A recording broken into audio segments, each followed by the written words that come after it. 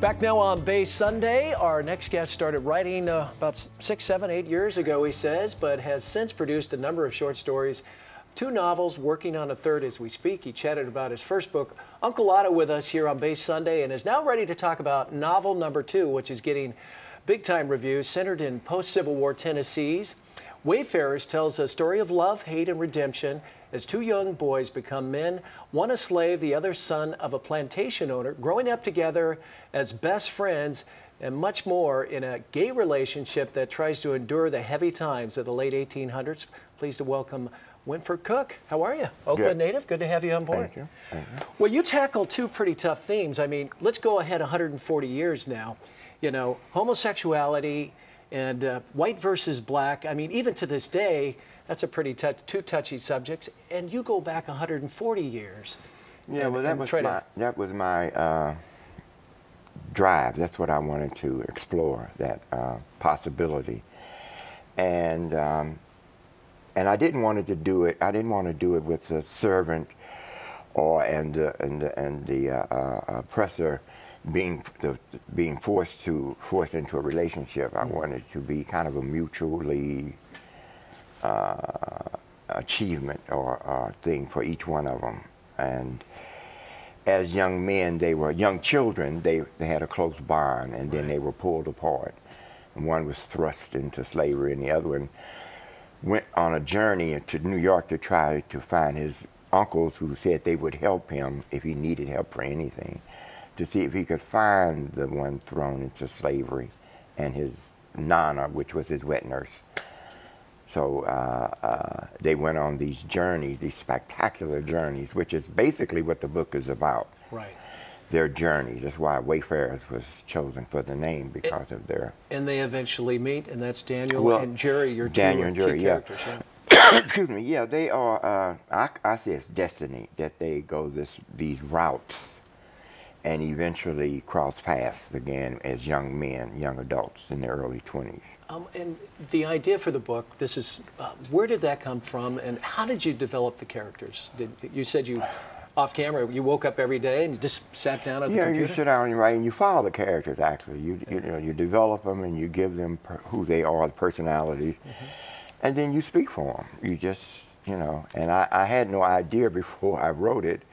I just had a notion as to what that may have been like during that period. How about the homework? Did you have to go back to the post-Civil War age and kind of get a feel for things? Did you read some books? Well, I'm a historical reader. I like reading historical fiction, especially. Right. So I didn't have to do any particular research, per se, for this, because I kind of knew that whole Civil War, post-Civil War, union between the slave and their masters and what have you. So it wasn't difficult to put in those things in the book.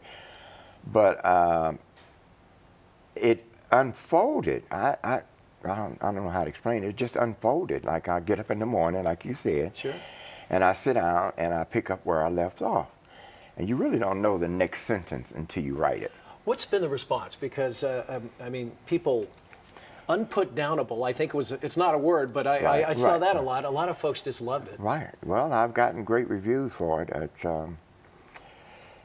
thank goodness, a lot of people like it. I just need a lot more people to like it. But yeah, it's gotten great reviews. Is there movie potential here? Do you think someone might knock on your door? I don't know. I guess it could be. It's colorful enough. It has a lot of that period. That's one of the reasons I chose this. Developed this cover. I wanted the reader to know immediately by the flags that it was a period piece, and I wanted to indicate that it was during the war for the Flames, so that when the reader looked at the cover, they would know immediately something's going on. Yeah, that it is a period. Has it changed you a little bit writing this book? How's it morphed you a little bit, or moved you? Well, I guess I just fell in love with the characters. I guess you could say that, because they're so involved and so have such lives. Yeah, vivid. I mean, but you read 3 or 4 pages of each young man, you feel like you know them. Yeah, they are pretty pretty detailed, you might say, yeah. Well, you're working on Ruby right now, too. Is Yeah. that centered in kind of the Civil War No, slavery at all? that's contemporary. Contemporary. Ruby is... Because Uncle Otto was back in slave times as well. No, Talk it about was slavery. no, it was the turn of the century. Turn of the around, century. And it peaked, or he, should I say, Otto, who was really my uncle, but it is a fictional book, came of age in Prohibition, during Prohibition.